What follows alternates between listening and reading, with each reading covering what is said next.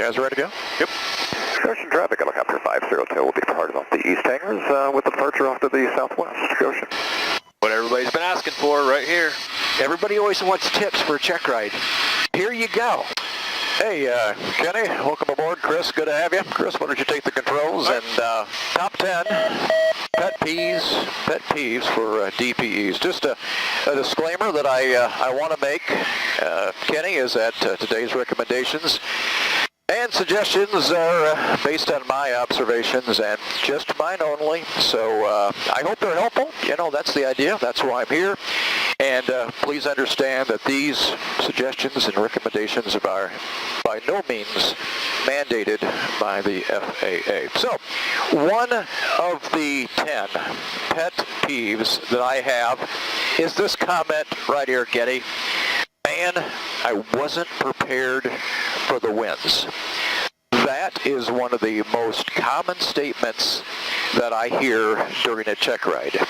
Man, I just wasn't prepared for the winds. So, having said that, Kenny, I just want to let your fans know, your followers know, to make sure that their instructor flies with them even on the windy days, even on the gusty days, because depending upon the instructor that day, he may not give a lot of grace. Helicopters are not like airplanes, where airplanes do have a crosswind component limitation. We don't have that crosswind component because we are always into the wind, and that is timeliness. If your appointment is at 10 o'clock in the morning, that doesn't mean you should be walking through the front door at 10 a.m.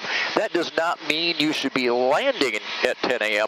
What that means is you should be in the room, you should be in the conference room, the classroom, wherever you have set up this appointment at least 30 minutes in advance, maybe even an hour in advance. And Kenny, that is where you want to have your books, your maintenance logbooks, your FARAIM, everything properly organized in the room, so when that instructor walks in the door at 10 o'clock, you are ready to go. Number 2, timeliness.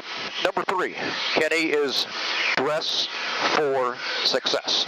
I'm sure you've heard it time and time again. Have had applicants show up in everything from shorts to suits, shirts and ties. I've had a few guys show up in shirts and ties that may be just slightly overdressed, but my thinking is that you probably don't need to wear that three-piece suit. At the same time, I would not show up either in the beach attire.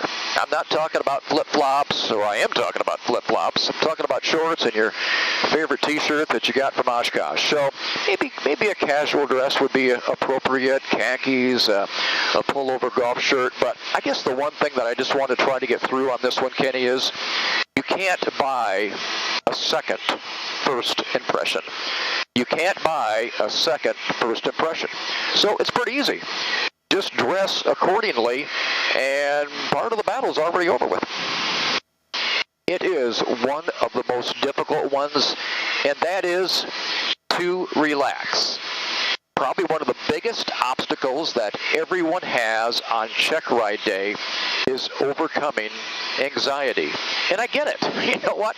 I take check rides. I have to take check rides with the FAA probably once or twice a year as part of being a check airman on a 135 certificate.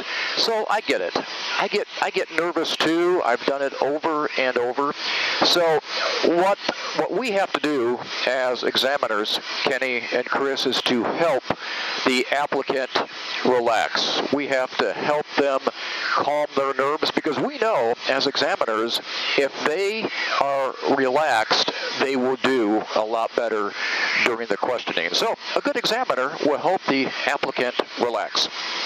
A couple of tips that I would give you to help you relax is don't tell the world that you're taking a check ride on a particular day. I like that. Probably the less people you tell, then that is the least amount of people that you'd have to go back to and say, oh man, it just didn't work out like I hoped it would. So just don't tell the world. Secondly, take the position that the examiner is there for the same reason that you were there, and that is to get that certificate that day, to get that rating that day. My position has always been that we're both here for the same outcome, and that is for you to pass today. So you have to prove to me a reason why I shouldn't pass you. Otherwise, somebody's already recommended you. A guy like Chris, a guy like Kenny, has already signed your logbook and said, hey, this guy is competent, and he is ready to pass today's check ride. So again, tip number 4, relax. We are on number 5, and I really feel that this is an important one as well, and it is knowing your equipment is essential. Basically, just know your helicopter. I've had a lot of cases where guys and gals have shown up and they've had to change helicopters at the last moment. Maybe it is as simple as changing from the same make and model, just a different year, all the way from an experimental to where they have had to go from their own aircraft, because I can't do experimental aircraft, to where they've had to learn the instrument real quick, or they've had to learn the gimbal real quick. You know what? I get it. And what's really important to me is that you know what each emergency light means. Unlike the guys and the gals in the jets, when they see a light, they have time to look it up in the checklist, and they follow the checklist. We, as helicopter pilots, down here at 500 feet above the ground, if we get a light, we are not going to have time to respond and go to that checklist, go to that book to tell us what to do. So, know what to memorize, know what not to memorize. I don't care if you've got the oil pressure memorized, the red line's right there. Look at it. I don't care about that. What I do care about is if you experience smoke or fire in the cabin, I want you to know what the checklist says memorized. I want you to know exactly what to do and explain to me what's going to happen. So, back to that tip number 5, know your aircraft is essential. We are down to the one that is probably one of my biggest pet peeves. And the beauty of this one is you don't need to study for it, okay? All you have to do is write it down or have it memorized. And that is the iAccura password and login information. Nowadays, as examiners, we do everything electronically through the government website called iAccura. And you have to go in and sign that FAA form 8710.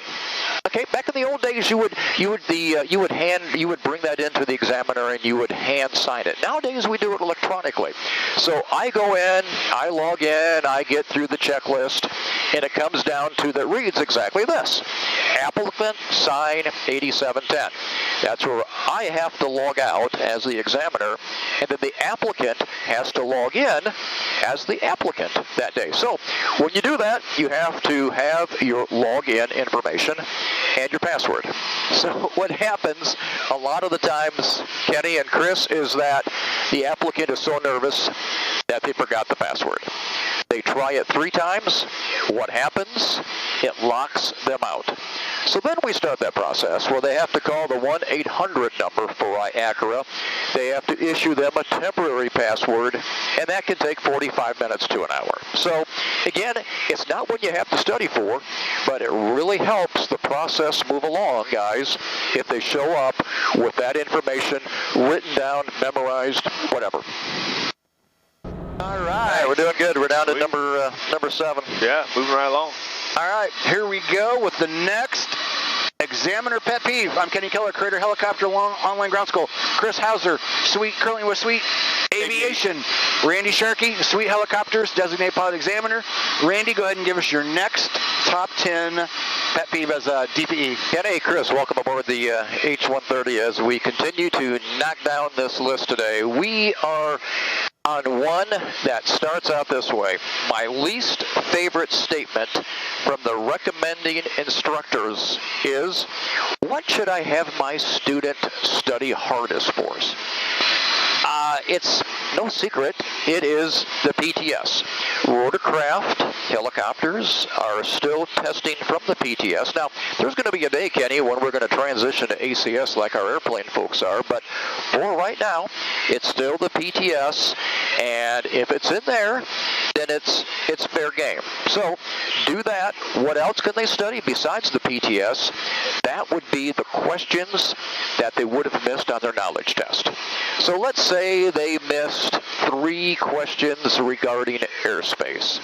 There is a very high probability that you will be tested that day on airspace. As examiners, we have to incorporate those questions into our plan of action.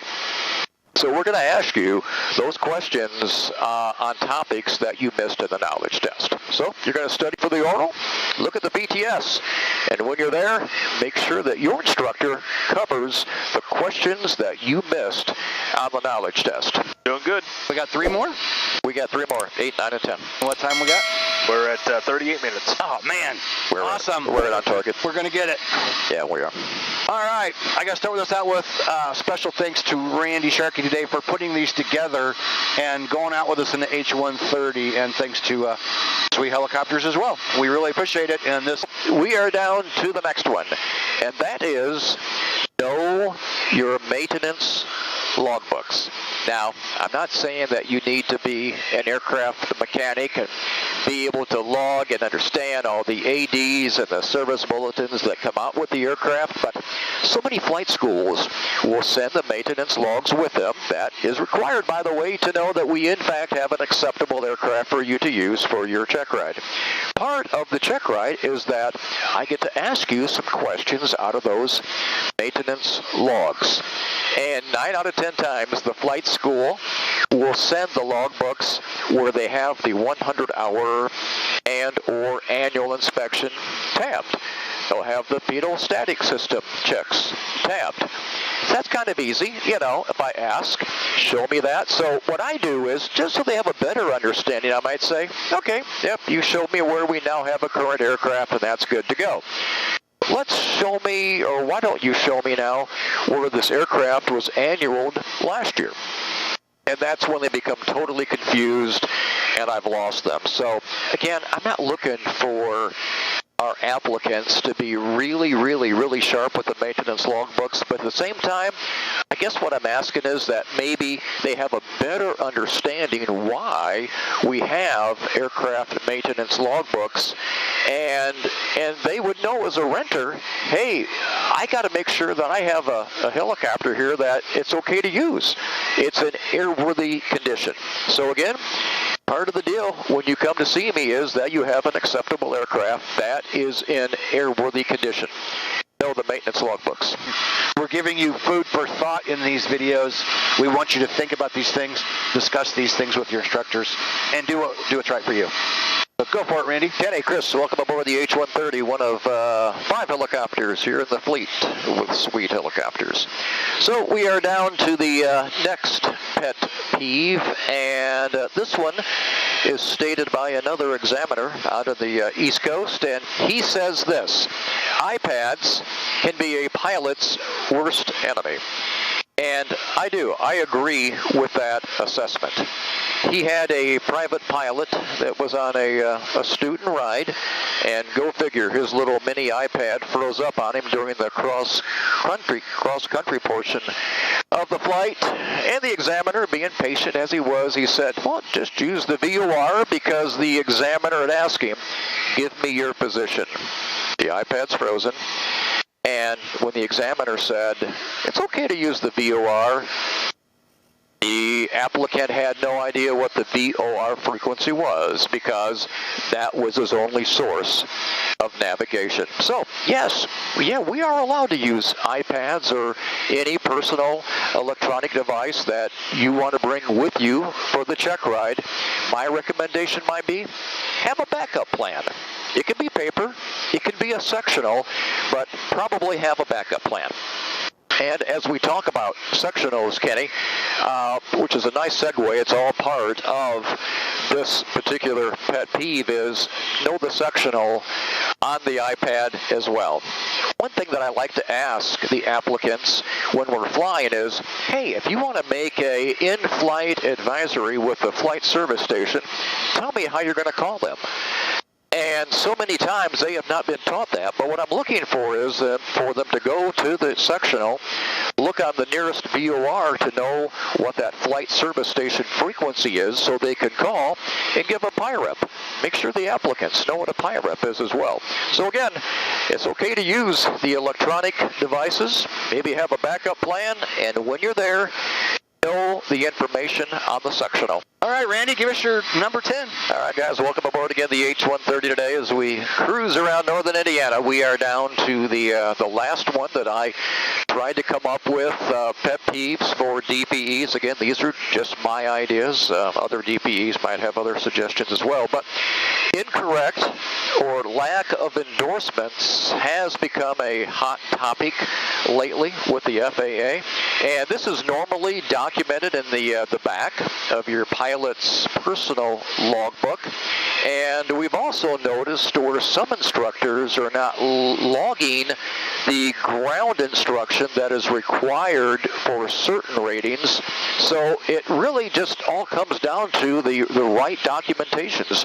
We've seen many incorrect endorsements, particularly for add-on ratings. So make sure your instructor knows that those endorsements are important. And if you want to check it yourself, here's a source for you. A great source is the advisory circular 61 through 65H, dated August of 2018. And if you don't remember that, just search FAA pilot endorsements, and I can assure you that link will come up. Again, it's the advisory circular 61 through 65H. It shows you every endorsement that you'll have to have in your logbook when you go see the pilot examiner. Kenny? It's so easy to screw up that part of the check ride, and then nobody's happy when the instructor's not there, student shows up, instructor didn't give the right endorsements, right. Examiner can't give the test, everybody's time's wasted. So I always went along for that reason, just because I wanted the check ride to go the first time.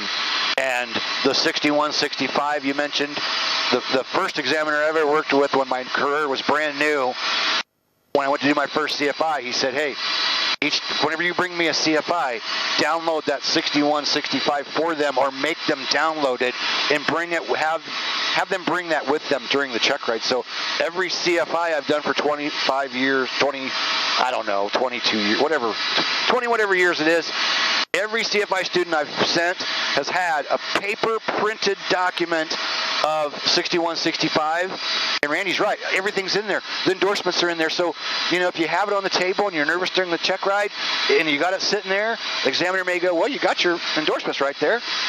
Show me. And, so 61, 65, absolutely. So many people will ask questions, and usually when I say, have you looked at 61, 65, they almost always say no. They almost always tell me no, and I'll go, download that, and then take a look at that, and then ask me that question.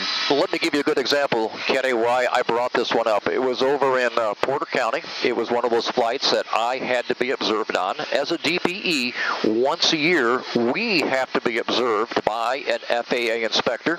So I had the student there, I had the applicant there, as well as the CFI. He came along with the applicant that day, and part of the briefing is, before we start the test, is to make sure that all the endorsements have been done in the back of the logbook.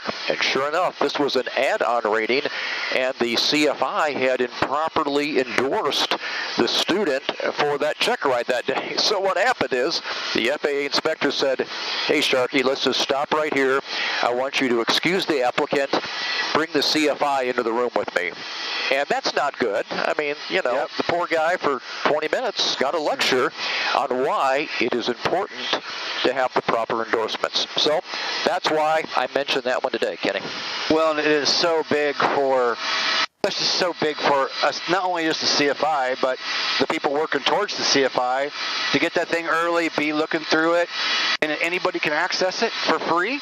You can just leave it on your electronic document or print it off if you like, but that's a tool that every single CFI you should have that thing on hand when you're looking up endorsements. Yep, I agree. Absolutely. Yep.